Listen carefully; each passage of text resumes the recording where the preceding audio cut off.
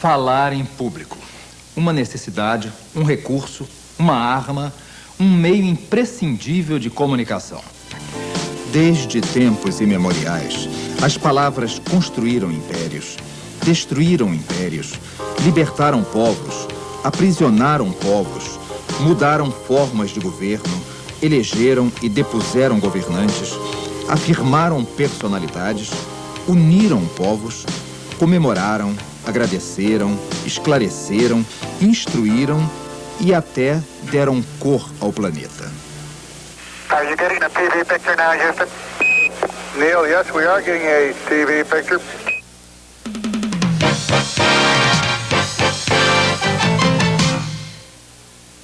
A arte da oratória teve origem na antiguidade, na Sicília, através do siracusano Corax e seu discípulo Tísias.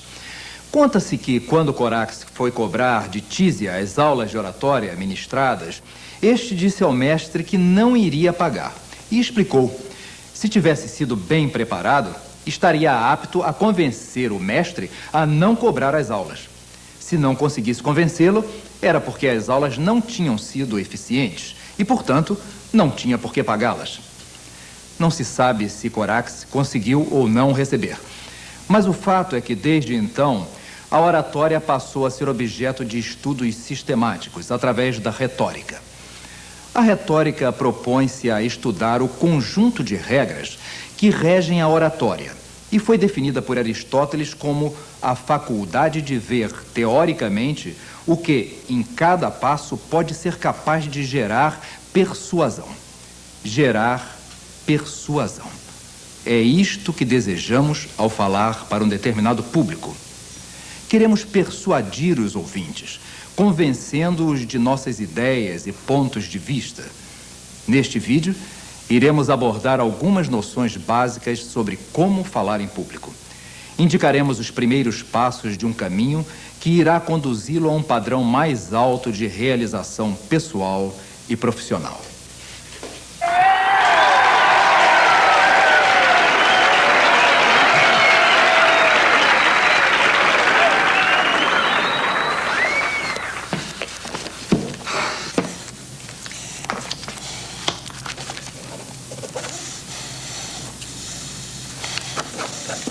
Hein?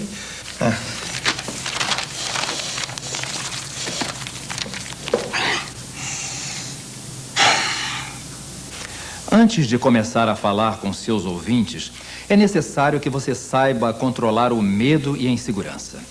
Medo e insegurança são criaturas manhosas que atacam quando você menos espera. Mas existem alguns remédios contra elas.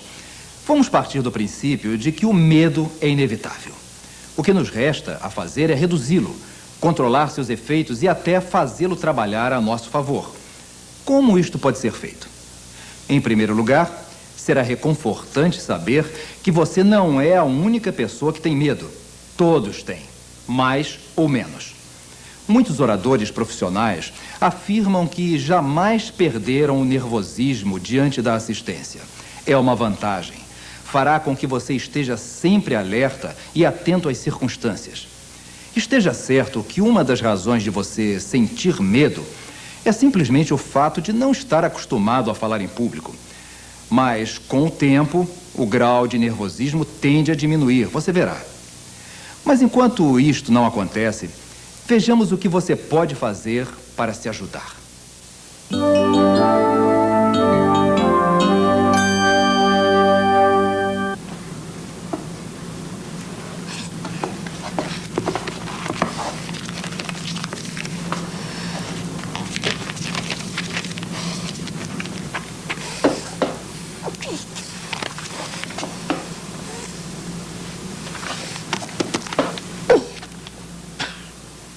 Em primeiro lugar, você precisa desenvolver sua autoconfiança, aprender a pensar positivamente.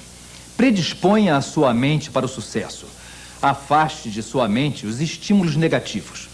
Antes de falar, não fique em hipótese alguma pensando nos erros que você poderá cometer. Erros gramaticais, gaguejos, perda de objetividade e outros. Não pense em nada disso. Procure ater-se ao presente. ao que está acontecendo naqueles momentos que antecedem o seu discurso. Por exemplo, ouça com atenção os oradores que estão falando antes de você, observe a audiência. São coisas que irão afastá-lo de pensamentos inúteis e prejudiciais.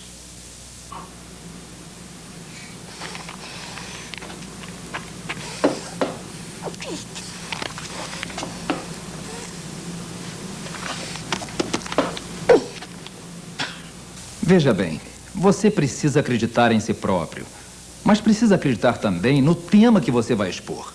Acredite que suas palavras serão muito úteis, que a plateia quer e precisa ouvi-las. E isto não é apenas uma fantasia.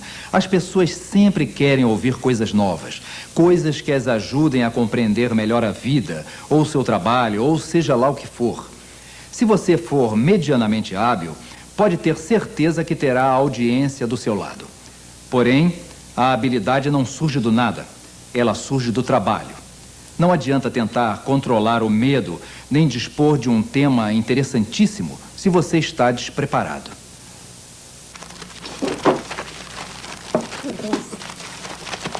Boa noite. Boa noite. É um prazer imenso estar aqui diante de vocês todos. E, em primeiro lugar, eu queria dizer... O que eu queria dizer mesmo? Espera aí, só um instantinho. Espera aí, só um minutinho. Onde é que foi parar, meu? Não, é só eu achar. É só um instantinho aqui. Ah, tá aqui. Pronto. Enfim. Boa noite. Já falei boa noite. Se você sabe que está despreparado, você já entra vencido e logo estará embrulhado pela confusão e pelo pânico. É preciso preparar rigorosamente o seu discurso ou sua exposição, estruturá-los com consciência para que você não fique perdido. Acredite, nada substituirá um trabalho minucioso. Afinal de contas, estar preparado é uma atitude positiva. É a consciência do dever cumprido, de que você está fazendo o melhor que pode para atingir seu objetivo. Este tipo de atitude é essencial para livrá-lo da insegurança e do medo. Vamos falar agora sobre como preparar sua fala. Saiba que é uma missão quase impossível discorrer sobre um tema que você abomina, desconhece ou simplesmente acha desinteressante. Certifique-se de que o tema o empolga. Se não for este o caso, procure abordá-lo sobre um prisma inédito, estimulante, que coloque em movimento sua criatividade. Para isto, mergulhe no tema, medite sobre ele. Tente estabelecer os vínculos que ele tem com a sua própria vivência. Torne-se íntimo de seu tema. Conheça-o em seus mínimos detalhes. Geralmente, uma boa pesquisa é fundamental. Não poupe tempo ou esforços. Cerque-se do máximo de dados que conseguir reunir. Um bom auxílio também é treinar sua fala com um amigo.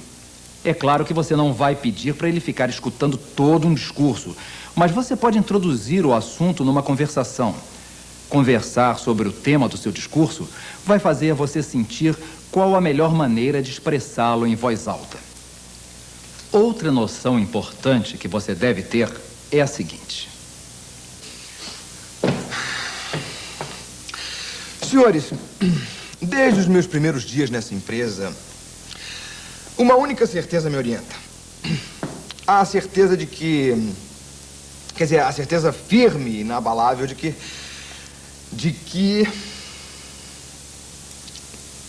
Esqueci. Ai. É isto. Nunca tente decorar seu discurso palavra por palavra, ou você poderá se ver numa situação como esta. Decorar um discurso linha por linha irá consumir um tempo precioso e, o que é pior, uma vez escravizado às palavras, se estas lhe fugirem, o que é normal quando se está nervoso, você não terá mais em que se apoiar. Mas vamos supor que você chegue sem tropeços ao fim do discurso. Mesmo assim, estando decoradas, suas palavras soarão mecânicas, frias, sem vida. Por quê? Porque elas não estarão saindo de seu coração, mas sim de sua cabeça.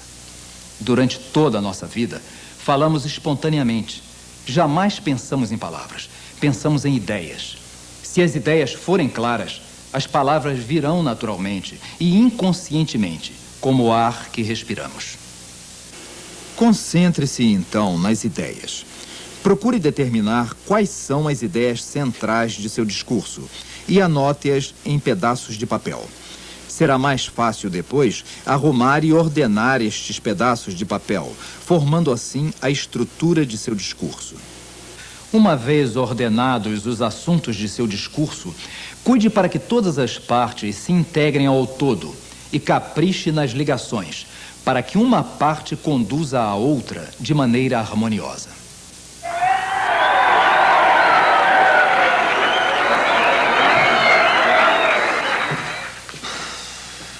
Pois é. Estamos aí, apesar dos descrentes, dos invejosos. A minha voz não está muito boa hoje, mas nós temos ainda o quê? 2 horas de conversa pela frente. Deus é Pai e há de me ajudar. Para encurtar a conversa, eu queria dizer que eu estou totalmente contra as ideias que vêm se difundindo ultimamente no seio da nossa empresa. E acho que muitos concordam comigo. Tô certo ou tô errado? Pois é. E para exemplificar o meu ponto de vista, eu vou começar contando aquela do papagaio.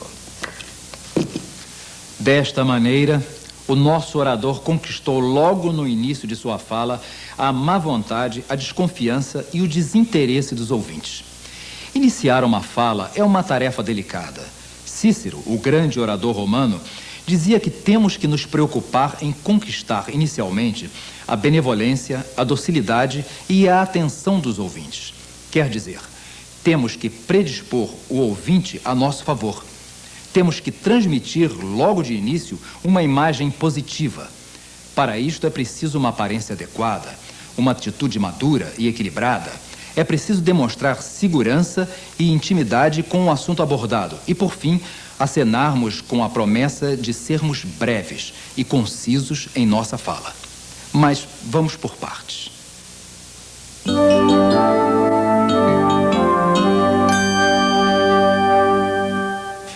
Comecemos pela aparência. É importante a escolha de uma roupa adequada. A adequação será ditada pela natureza do encontro. A opção natural deve ser por um traje discreto e que acentue o bom gosto. Você não deve dar à audiência a chance de criticá-lo pelo desleixo ou pelo uso de um detalhe espalhafatoso, inadequado ou de mau gosto. Sua aparência é o seu primeiro contato com seus ouvintes. Não despreze esta oportunidade. Ainda no quesito aparência, é importante cuidar da postura. A postura também transmite elegância, firmeza, segurança e respeito. Uma postura desleixada, relaxada demais ou deselegante irá indispor a audiência para o seu discurso. Mais tarde voltaremos a este assunto. Outra coisa importante é prometer, por vias indiretas, é claro, que seu discurso será conciso. Ao mostrar segurança, domínio do assunto e objetividade, deixe vir embutida também a noção de que você será capaz de ser breve e que não abusará de forma alguma do tempo e da paciência dos ouvintes. Portanto, não diga jamais coisas como... A minha voz não está muito boa hoje, mas nós temos ainda o quê? 2 horas de conversa pela frente. Deus é Pai e há de me ajudar. Isto fará com que os ouvintes sintam-se antecipadamente cansados e tornem-se dispersivos. Outro cuidado que você deve ter é o de não se indispor com segmentos da plateia, seja atacando abertamente adversários ou emitindo sem prévia argumentação opiniões polêmicas. Portanto, não diga... Estamos aí, apesar dos descrentes, dos invejosos. E não diga também... Para começar, eu queria dizer que eu estou totalmente contra as ideias que estão se difundindo ultimamente na nossa empresa. Pelo contrário, se houver adversários, seja cordial, reconheça o valor deles e o valor de suas propostas e apenas permita-se discordar depois de ter desenvolvido suficientemente sua própria argumentação. Além de ser uma atitude simpática, esta é uma atitude que você deve ter plantada mesmo dentro de você. O reconhecimento da força e da influência de seu adversário irá ajudá-lo a preparar-se melhor e a ter uma isenção maior para tecer sua argumentação. A minha voz não está muito boa hoje. Não diga isto. Não se desculpe ou se justifique no início de sua fala. Além de revelar insegurança, chamará a atenção da plateia sobre seu problema. Por exemplo, se você disser que está rouco, a tendência natural da plateia será dar mais atenção à sua rouquidão do que às palavras que você está dizendo. E cada vez que sua voz falhar, a plateia pensará, coitado, ou será que ele chega ao fim? E para exemplificar o meu ponto de vista, eu vou começar contando aquela do papagaio. Quem é que conhece? É bom o uso de exemplos.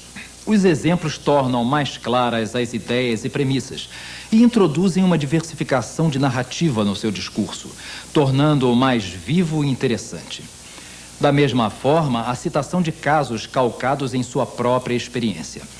Falar de sua experiência é uma opção bastante positiva, pois permite mostrar aos ouvintes um pouco de sua trajetória e define você como uma pessoa que já teve a oportunidade de adquirir lições na prática da vida pessoal e profissional.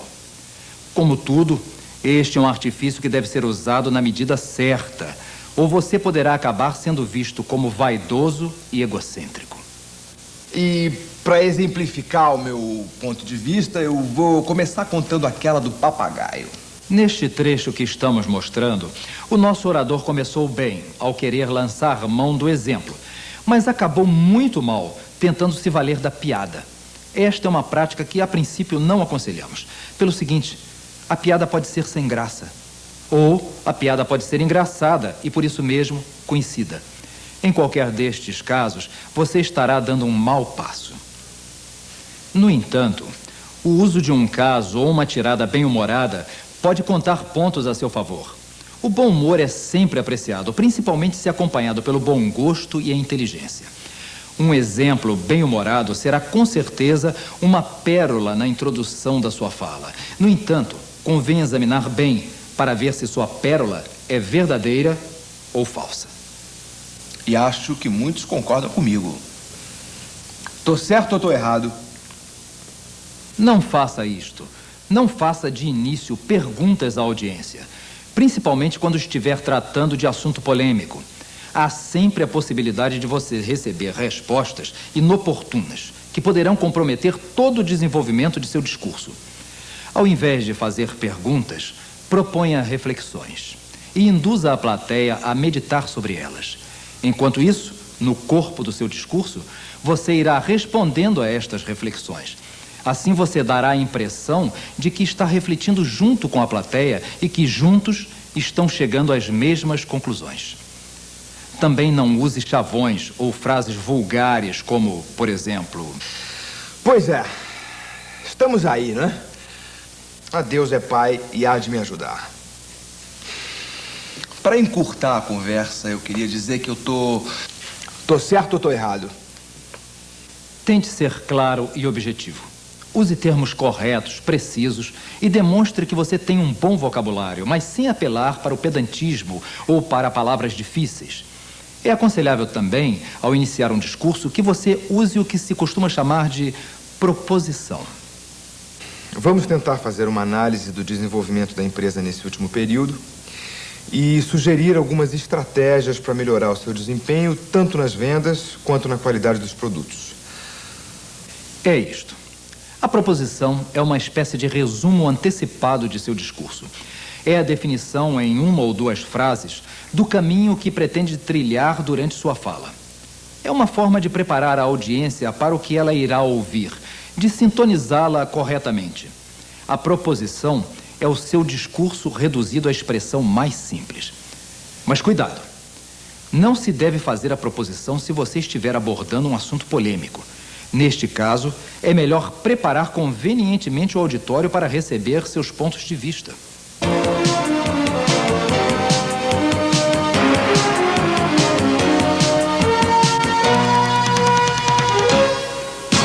E se você conseguiu sobreviver à introdução, se você conseguiu conquistar a atenção e a boa vontade da plateia, terá então permissão para ir adiante, para passar ao corpo de sua fala. Para desenvolver uma boa argumentação, é preciso que você forneça à plateia os dados e informações que irão fundamentar seus argumentos. Se você fez um bom trabalho de preparação, terá feito com certeza uma boa seleção de material. Este material deverá conter apenas informações que possam ser tomadas como verdadeiras. Evite informações duvidosas ou mal fundamentadas. Evite também os exageros e as contradições. E preste muita atenção no seguinte: a exposição de dados e informações tende quase sempre a se tornar enfadonha. Portanto, procure ser conciso. Não se alongue em sua exposição de dados. Trabalhe sempre com o essencial, perguntando-se sempre: esta informação pode ser dispensada? Se achar que pode, corte. Assim você trabalhará apenas com o que for essencial. Os ouvintes certamente irão agradecê-lo por isto. Tome cuidado também de checar o que a plateia já sabe e passe a informá-la a partir daí. Com isto você evitará cansá-la, repisando assuntos já conhecidos. É claro que se os ouvintes já tiverem conhecimento suficiente sobre a matéria, você não deve perder tempo informando o que eles já sabem. Passe direto à argumentação.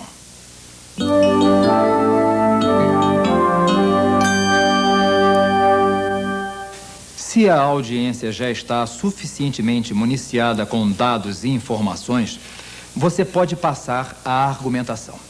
É aí que você vai defender suas ideias, seu ponto de vista. Você terá que envolver, interessar e convencer a plateia. Para isto, alguns cuidados e providências se fazem necessárias.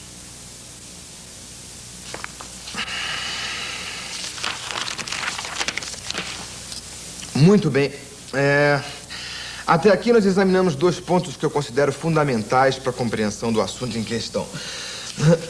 E nesses 6 minutos que ainda nos restam, nós examinaremos outros 10 ou 12, enfim, 6 minutos. Em primeiro lugar, procure administrar o tempo. Não queira cobrir um terreno muito extenso se você tem um tempo limitado, e você sempre terá. Concentre-se no seu tema principal. Se o assunto for extenso, procure enfocar apenas um determinado aspecto e faça a generalização a partir do enfoque sobre este aspecto. Bom, em segundo lugar, a gente deve analisar o seguinte. Isto mesmo. Organize suas ideias em sequência. Quase todos os assuntos podem ser desenvolvidos através de uma sequência lógica. Procure tornar esta sequência o mais evidente possível, destacando seus pontos principais.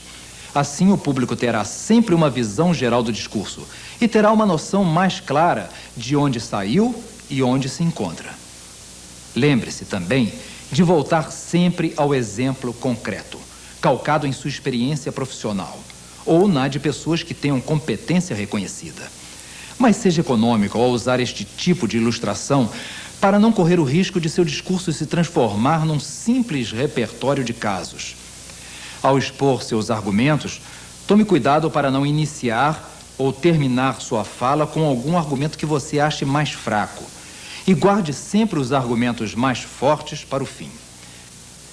Se achar que haverá objeções às suas afirmações, tente prever quais serão estas objeções para que você possa preparar convenientemente a refutação. Se os argumentos de seus adversários tiverem pesos diferentes, deixe para refutar os mais fracos no final, pois ao demonstrar sua inconsistência, dará a impressão que os anteriores eram igualmente inconsistentes.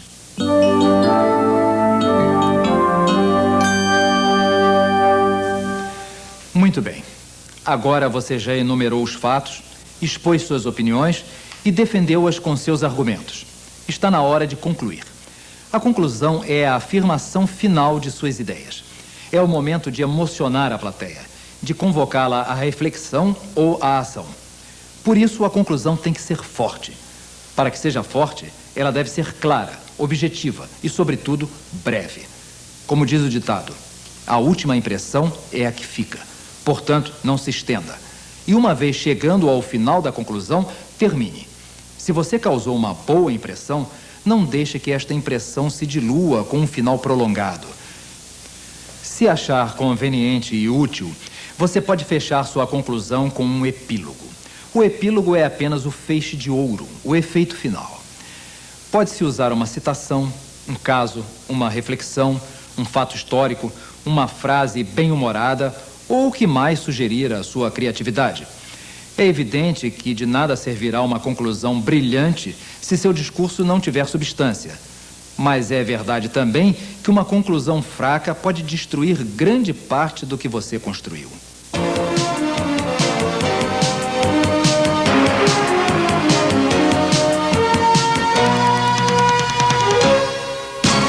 Bom, falamos até aqui do discurso em si. Agora vamos falar um pouco sobre a embalagem que irá envolver sua fala. O embrulho em que você irá apresentá-la. Enfim, todos os fatores externos que você irá lançar mão para tornar sua fala mais agradável e sua apresentação mais eficiente, possibilitando uma comunicação mais fácil com a plateia. Dentre estes recursos, a primeira coisa com que devemos nos preocupar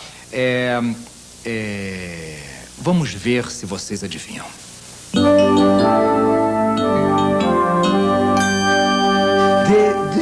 Desde os meus primeiros dias nessa empresa, eu tenho tentado imprimir uma atitude firme, clara, tendo sempre como objetivo melhorar a produtividade. Sempre. Isto mesmo, a voz. A emissão correta e a articulação são fundamentais para o bom desempenho do orador. A voz é a ponte entre suas ideias e os ouvintes. Se esta ponte não estiver desimpedida, se suas palavras não puderem fluir livremente através dela, sua mensagem estará comprometida.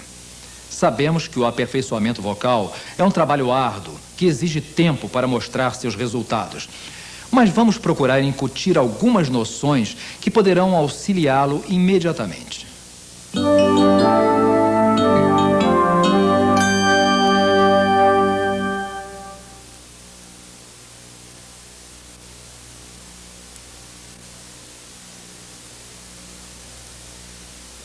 A respiração é fundamental para uma boa emissão. Sem respirar bem, não é possível falar bem. Portanto, ao falar, faça as pausas que forem necessárias para manter sempre uma boa reserva de ar em seus pulmões. A medida de ar correta é a que fizer você se sentir confortável, a que permitir você lançar sua fala com um bom volume, articular corretamente, sem precisar estar se espremendo nem resfolegando. A respiração correta é a feita na região abdominal. É como você respira quando você está dormindo. Vamos fazer uma experiência. Fique de pé, distribuindo bem o peso do corpo sobre as duas pernas e com a postura naturalmente relaxada. Coloque as duas mãos sobre a cintura e inspire lentamente. Atenção, a inspiração deve ser feita sempre pelo nariz, cuidando de manter as narinas bem abertas. Ao inspirar, você vai sentir o abdômen expandindo e as costelas se abrindo lateralmente. Quando estiver com uma boa reserva de ar, expire, soltando o ar lentamente pela boca, mantendo os lábios ligeiramente fechados para fazer uma pequena resistência à saída do ar e pressionando o abdômen a partir de um ponto um pouco abaixo do umbigo. Repita este procedimento várias vezes. Para sentir melhor o papel da musculatura abdominal na emissão da fala, solte o ar em pequenos jatos, golpeando o músculo do abdômen. Experimente também realizar estes mesmos procedimentos deitado. Você vai respirar mais naturalmente pelo abdômen e sentirá melhor o que é esta forma de respiração. Mas faça isto apenas para se conscientizar. Seus exercícios devem ser feitos em pé. Desde meus primeiros dias nessa empresa, eu tenho tentado imprimir uma atitude firme, forte e tendo sempre como objetivo melhorar a produtividade. Mesmo emitindo corretamente suas falas, você precisa cuidar ainda da maneira como você as pronuncia. O orador que pronuncia bem as palavras é melhor compreendido, pois os ouvintes não precisam fazer esforço para compreendê-lo. Quem pronuncia mal as palavras, geralmente o faz por negligência. Como as pessoas que estão à sua volta o compreendem, ele se acomoda e passa a comer as sílabas e até palavras inteiras. Mas falar em público é uma outra coisa. O orador que pronuncia mal as palavras é facilmente descredibilizado. Já o orador que pronuncia bem imprime imediatamente a imagem de uma pessoa bem preparada e com boa formação. Para melhorar sua articulação, adquira o hábito de ler textos em voz alta, procurando pronunciar corretamente cada palavra. Um bom exercício também é colocar algum objeto entre os dentes e procurar pronunciar as palavras.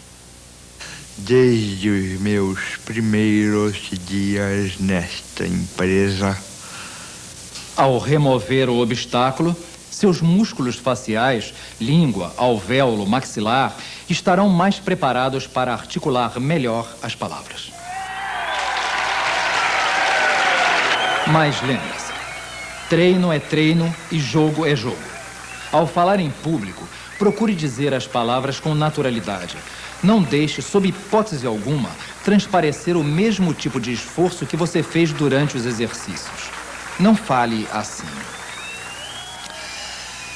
Desde os meus primeiros dias nesta empresa... Fale assim. Desde os meus primeiros dias nesta empresa, eu tenho tentado imprimir em todas as minhas decisões... Um cuidado que você deve ter é com o volume de sua emissão. Você não pode deixar de ser ouvido. Ao mesmo tempo, não pode irritar a audiência falando num volume acima do compatível com o ambiente. Se tiver oportunidade, analise o ambiente em termos de acústica, o tamanho da sala e a distância em que você vai ficar do último ouvinte. É para este último ouvinte que você deve falar. Em teatro, costuma-se dizer: fale para a velhinha surda que está na última fila. É uma forma de dizer que sua voz deve ser ouvida com conforto, em toda a extensão da sala. E há também aí uma lição incluída. Oculta neste conselho está a noção de que se você mentalizar este ouvinte mais distante, automaticamente seus mecanismos de emissão tentarão alcançá-lo. Desde os meus primeiros dias nesta empresa, eu tenho tentado imprimir em todas as minhas decisões uma atitude firme e clara, tendo sempre como objetivo melhorar a produtividade. E... Com o tempo, você aprenderá a regular o volume de sua voz. Mas, a princípio, como treinamento, peça a um amigo que fique em vários lugares do auditório e teste onde você está ou não está sendo ouvido. Desde os meus primeiros dias nesta empresa, eu tenho tentado imprimir em todas as minhas decisões uma atitude firme, clara. Outro recurso ainda que você pode e deve lançar mão é a velocidade. Consiste em você eleger antes ou durante a fala onde você pode acelerar mais o seu discurso e onde você deve dizê-lo mais pausado. Esta opção deve estar relacionada com o conteúdo do que você está falando em cada momento. De qualquer maneira, a variação de velocidade é uma forma de dar mais dinâmica à sua fala, evitando que ela fique monótona e previsível. Mas entenda bem, falar rápido não é uma garantia que seu discurso será dinâmico, absolutamente. A rapidez excessiva pode gerar um tipo de monotonia. Falar pausadamente também não é garantia de que a mensagem será melhor apreendida. O balanço de tom, velocidade e volume é que darão organicidade e musicalidade à sua fala, estabelecendo uma melhor comunicação com a plateia.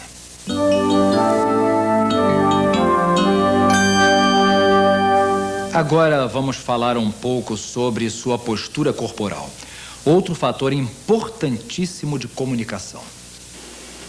Seu corpo deve estar sempre bem plantado, numa postura ereta, mas sem se tornar de forma alguma rígida. Evite falar com as mãos nos bolsos, atrás das costas ou de braços cruzados. Não fale sem fazer gesto algum. Nem use gestos demais. Não se debruce sobre a tribuna, nem se agarre ao pedestal do microfone. Não execute sua gesticulação abaixo da cintura, nem acima da cabeça. Não se apresente com uma postura humilde, de alguém derrotado, nem com prepotência, com arrogância. Não se movimente desordenadamente de um lado para o outro diante do público, nem fique parado como uma estátua. Não abra demais as pernas, nem as feche muito para não perder o equilíbrio. Como em tudo, é preciso que você tenha bom senso. Use a gesticulação de maneira natural, para acentuar ideias, palavras ou para marcar o ritmo de sua fala. E procure sempre variar os gestos, evitando um padrão repetitivo. Importante: mantenha sempre o contato visual com a plateia. Mesmo que você tenha que ler seu discurso, ensaie e organize o texto no papel de forma que você possa sempre levantar o olhar. Assim você estará demonstrando que valoriza seus ouvintes. Ao mesmo tempo estará pronto para perceber as suas reações. Isto é importante, pois lhe permitirá fazer os ajustes e modificações necessárias. Olhe em todas as direções em que estiver alguém lhe ouvindo. Tenha também cuidado em ajustar a sua expressão fisionômica ao conteúdo do que você está dizendo. Isto é, não fale de coisas positivas ou alegres com cara de tristeza, nem transmita sorrindo uma informação séria ou mesmo grave. Ao falar sentado, evite esticar as pernas, cruzando os pés à frente da cadeira, o que transmitirá uma sugestão de negligência. Ou encolher as pernas, cruzando os pés sob a cadeira, o que dará a impressão que você se sente acuado.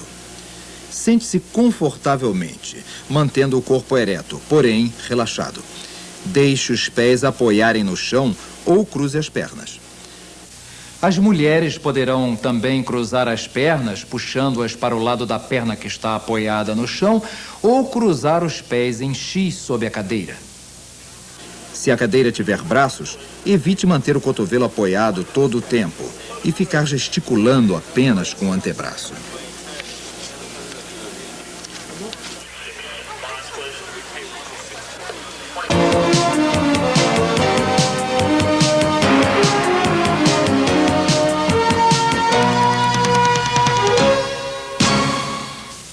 Agora vamos tratar de algumas situações especiais, como o uso do microfone, a fala diante de câmeras de televisão e o uso de recursos audiovisuais. Primeiramente, vamos falar sobre o microfone. Geralmente, para palestras e pronunciamentos em ambientes médios ou grandes, o orador costuma ter microfones à sua disposição. O microfone é muito útil, mas é preciso saber usá-lo. Cada tipo de microfone tem uma sensibilidade e requer uma distância apropriada da boca para poder ser bem aproveitado. Não devemos deixar o microfone muito baixo, pois ele não captará convenientemente o som da voz. Se o deixarmos muito alto, ele esconderá o nosso rosto. A posição ideal é a uns 10 centímetros da boca. Você poderá afastar-se ou aproximar-se, dependendo da sensibilidade do microfone. A melhor altura é um pouco abaixo da boca. Fale sempre olhando sobre o microfone. E se tiver que se dirigir a pessoas que estão na sua lateral, não gire apenas a cabeça, mas incline um pouco o corpo em sentido contrário, para que o microfone esteja sempre diante de sua boca. Às vezes, as sílabas com consoantes oclusivas, como o P e o B, provocam ruídos no microfone, como se fossem pequenas explosões. Se notar que isto está acontecendo, afaste a boca um pouco e, se necessário, aumente um pouco o volume da fala para compensar este afastamento. Os microfones, de pé ou de mesa, são geralmente colocados em pedestais. Os pedestais têm diversos tipos de ajustes. Se tiver dificuldade em ajustar o microfone à posição correta, não se acanhe, peça auxílio. É melhor do que ficar lutando durante a fala para compensar uma posição incorreta. Se o microfone estiver em suas mãos, o cuidado deve ser redobrado. O braço que o segura deve permanecer imóvel, mantendo o microfone sempre na posição correta. Faça toda a gesticulação necessária com o outro braço. Este é um item que requer muita atenção, pois a nossa tendência natural é gesticular, afastando e aproximando o microfone da boca. Além de não ser ouvido corretamente, o efeito pode se tornar um tanto ridículo. Outra tendência é, devido a um cansaço imperceptível, deixar o braço ir caindo e afastando progressivamente o microfone. Outro tipo de microfone muito usado é o de lapela. São microfones pequenos, bastante potentes, que geralmente ficam presos na sua roupa.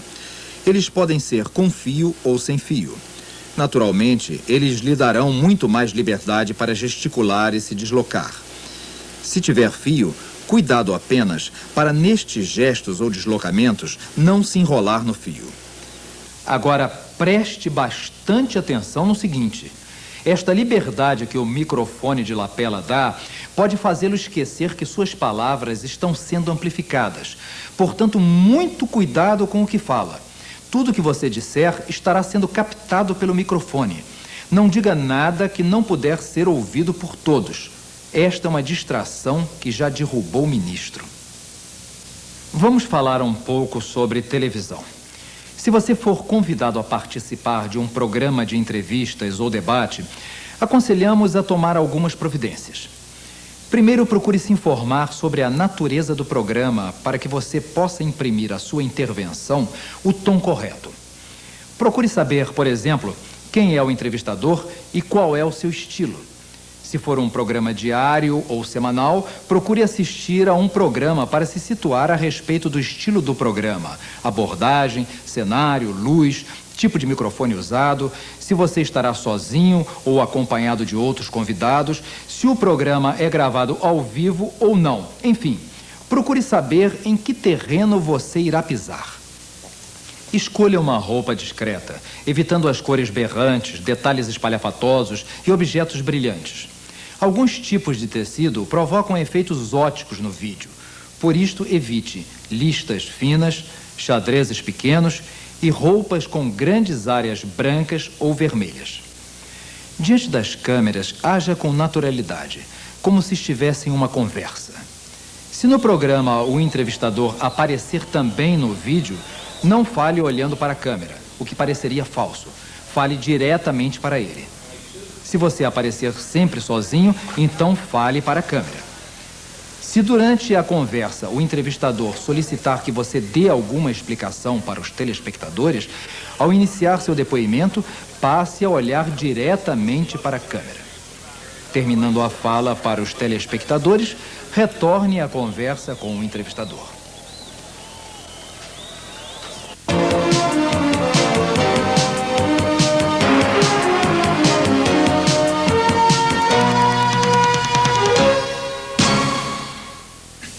Nesta sessão, vamos enumerar os recursos audiovisuais mais comumente usados e analisar suas vantagens e desvantagens.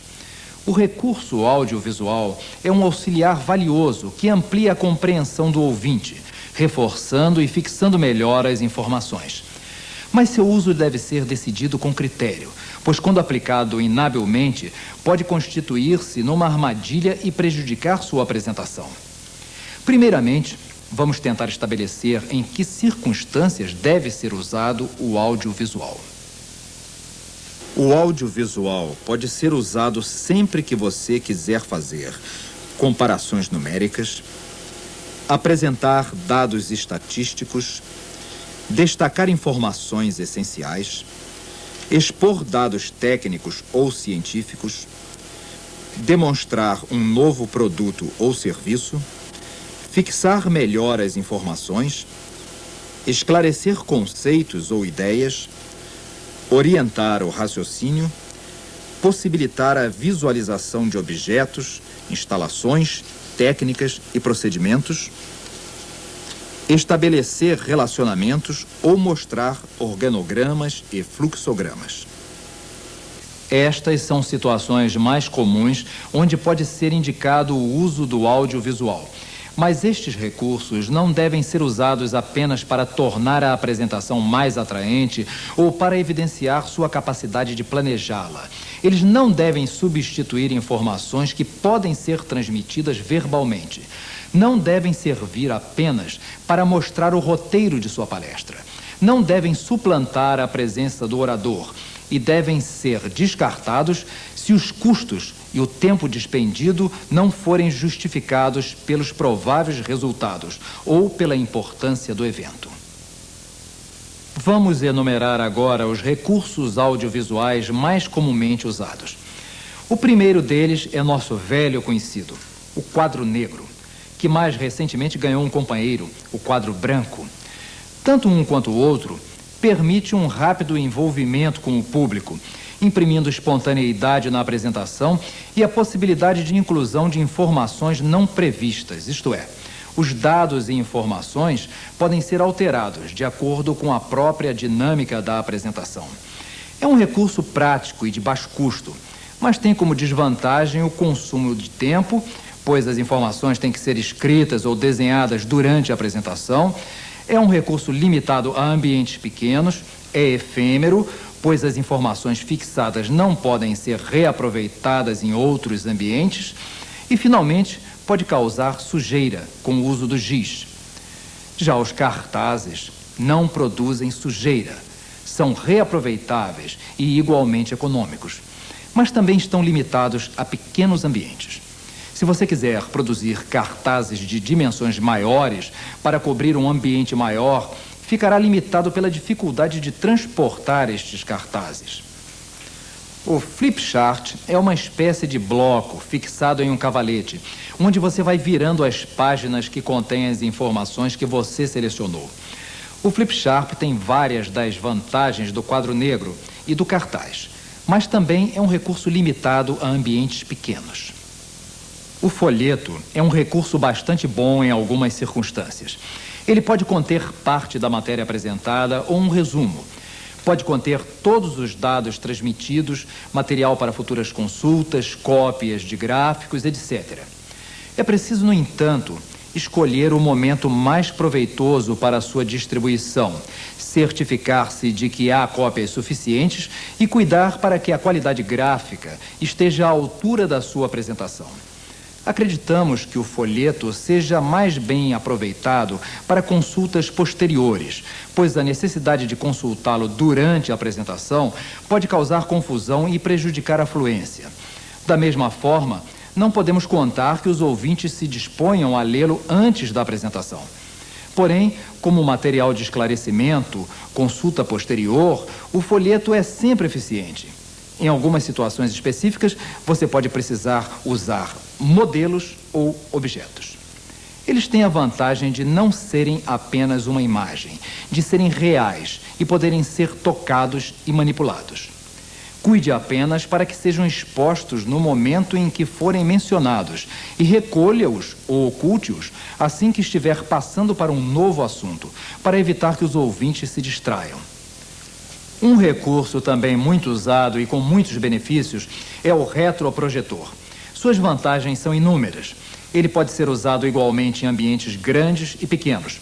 Pode ser usado com luz ambiente, não necessita de tela especial e é de fácil transporte.